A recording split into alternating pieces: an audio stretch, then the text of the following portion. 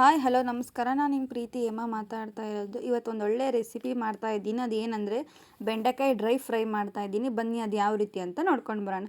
ಮೊದಲನೇದಾಗಿ ಒಂದು 3 ಸ್ಪೂನಷ್ಟು ಕಡಲೆಟ್ ಹಾಕ್ಕೊಳ್ತಾ ಇದ್ದೀನಿ. 1 ಸ್ಪೂನ್ ಚಿಲ್ಲಿ ಪೌಡರ್, ರುಚಿಗೆ ತಕ್ಕಷ್ಟು salt, 1/2 spoon turmeric, 1 spoon garam masala, 1/2 spoon chat masala ಮತ್ತು ಇದಕ್ಕೆ ಕೊತ್ತಂಬರಿ ಸೊಪ್ಪು ಹಾಕ್ಕೊಳ್ತಾ ಇದ್ದೀನಿ. ಆಮೇಲೆ ಒಂದು 2 ಟೇಬಲ್ ಸ್ಪೂನ್ ಕುಕ್ಕಿಂಗ್ ಆಯಿಲ್ ಹಾಕ್ಕೊಳ್ತಾ ಇದ್ದೀನಿ. ಇದಾದಮೇಲೆ ಚೆನ್ನಾಗಿ ಮಿಕ್ಸ್ ಮಾಡ್ಕೋಬೇಕಿದ್ದನ್ನು. ಮಿಕ್ಸ್ ಮಾಡ್ಕೊಂಡು ಆಮೇಲೆ ಸ್ವಲ್ಪ ಇದಕ್ಕೆ ನಿಂಬೆಹಣ್ಣು ರಸ ಆ್ಯಡ್ ಮಾಡ್ಕೊಳ್ತಾ ಇದ್ದೀನಿ ನಾನು. ನೋಡಿ ಈ ಥರ ಮಿಕ್ಸ್ ಮಾಡ್ಕೋಬೇಕಿದ್ದನ್ನು. ಮಿಕ್ಸ್ ಮಾಡ್ಕೊಂಡಾದಮೇಲೆ ಮತ್ತು ಇದಕ್ಕೆ ನೀರೇನು ಹಾಕ್ಲಾರ್ದಂಗೆ ಮಿಕ್ಸ್ ಮಾಡ್ಕೋಬೇಕು. ಮತ್ತು ನಾನೀಗ ಒಂದು 1/4 kg ಬೆಂಡೆಕಾಯಿ ತೊಗೊಂಡಿದ್ದೀನಿ. ನೀವು ಉಪ್ಪು ಜೀರಿಗೆ ಮಾಡೋಕ್ಕಾರೆ ಯಾವ ರೀತಿ ಮೆಣಸಿನ್ಕಾಯಿನ ಕೊರ್ಕೊತೀರಲ್ಲ ಆ ರೀತಿ ಕೊರ್ಕೋಬೇಕಿದ್ದನ್ನು. ಕೊರ್ಕೊಂಡಾದಮೇಲೆ ಈಗ ನಾವು ಮಾಡಿರ್ತಕ್ಕಂಥ ಮಸಾಲಾನ ಇದ್ರ ಒಳಗಡೆ ತುಂಬ್ಕೋಬೇಕು.